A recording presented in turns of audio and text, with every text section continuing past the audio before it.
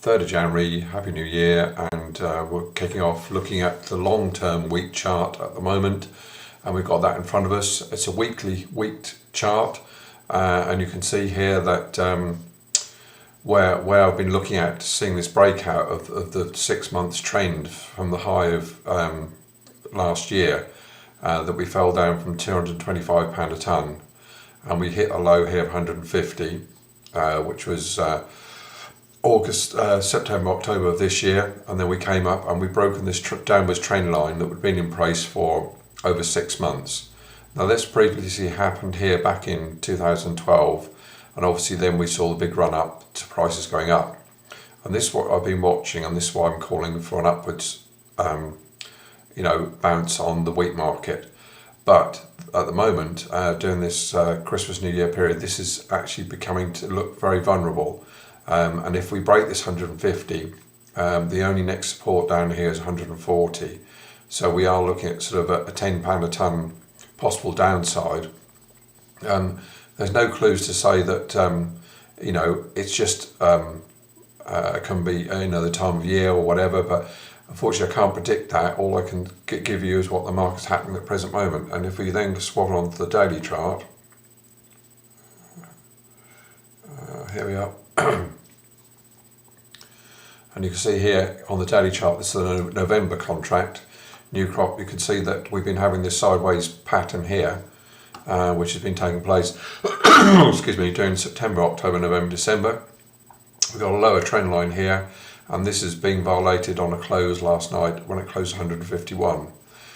You can see here that we last hit this 150 low here in August, and you can see that though the market is falling back, it's still not violating this downwards trend line, and we're still breaking it. So it's all coming to sort of converging around this 150 level, which we are now going to test, I would say, over the next week, which is a horrible time of year of test because with low volumes, you don't know whether it's a true test or whatever. But there we are. That's what we're dealt with at the present moment.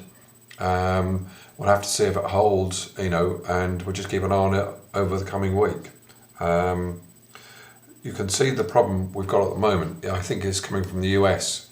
We've been watching this over the last sort of couple of months, and you can see the long-term support here of 600, $6 has now been broken. Last night it closed at 599, and obviously that has been falling now since early part of 13, and looks no sign of respite.